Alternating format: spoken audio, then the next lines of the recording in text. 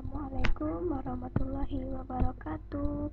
Selamat pagi anak ibu. Pada pagi hari ini kita belajar tema 4, hidup bersih dan sehat. Subtema 2, hidup bersih dan sehat di sekolah. Pembelajaran 6, materi kelas 2 di SD Negeri 37 Sungai Bange dengan Ibu Idia Fidola. Nah, materi kita, ayo membaca. Bacalah teks berikut dengan lafal dan intonasi yang tepat. Sekolah Adiwiyata. Sekolah Adiwiyata merupakan salah satu contoh lingkungan sekolah yang bersih. Untuk menjadi sekolah Adiwiyata, sekolah harus bersih. Tidak hanya itu, sekolah juga harus rapi dan indah. Oleh sebab itu, perkarangan sekolah harus dikelola dengan baik. Sekolah Adiwiyata tempat yang nyaman untuk belajar. Di halaman sekolah biasanya terdapat tanaman yang indah. Ada juga pohon yang rindang untuk berteduh dan belajar. Di setiap tempat disediakan tempat sampah.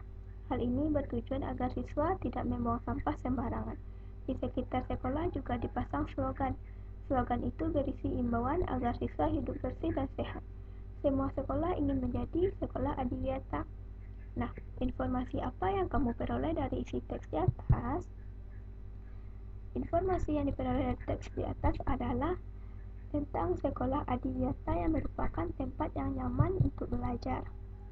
Nah, selanjutnya, amati gambar di bawah ini. Coba sama-sama kita amati. Apa isi gambar di samping?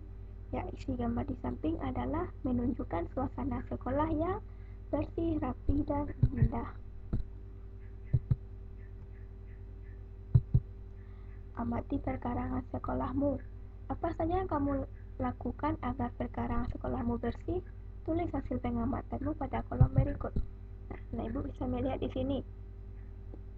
Di sini, setelah kita amati sekolah kita, maka kita dapat satu buah cerita. Ibu bisa melihatnya. Agar menjaga perkarangan sekolah agar tetap bersih. Dan selanjutnya, ayo berdiskusi. Semua warga sekolah bertanggung jawab menjaga kebersihan sekolah. Semua warga sekolah harus menunjukkan sikap hidup dalam kebersamaan. Hidup dalam kebersamaan merupakan wujud dari persatuan. Hidup dalam kebersamaan banyak manfaatnya. Sebaliknya, tidak hidup dalam kebersamaan juga ada akibat buruknya. Ayo berlatih. Carilah salah satu contoh kegiatan yang mencerminkan kebersamaan dengan temanmu di kelas. Kemudian peragakan. Di sini ada, ketika bergotong royong kami mengangkat meja bersama. Ini contoh kebersamaan di kelas. Dan kedua, kami menari bersama. Selanjutnya, amati meja yang diangkat Dayu dan Edo. Bagaimana bentuk permukaannya?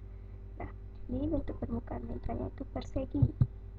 Dan di sini juga ada bentuk permukaannya persegi panjang.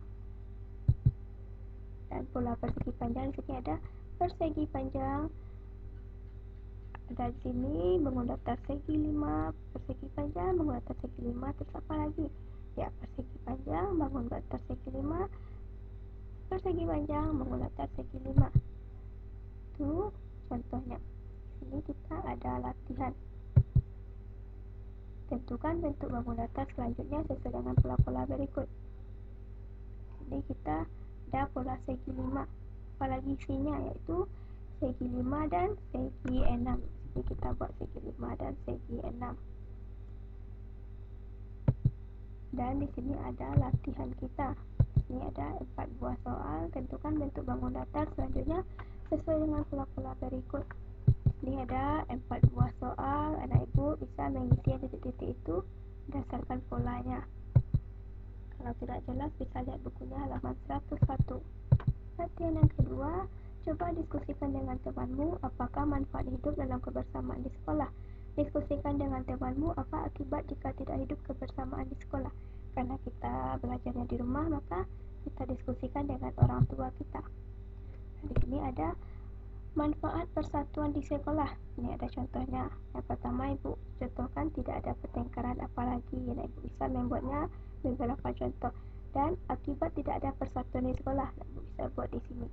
Nah, itu materi dan latihan kita pada pagi hari ini. Selamat bekerja. Assalamualaikum warahmatullahi wabarakatuh.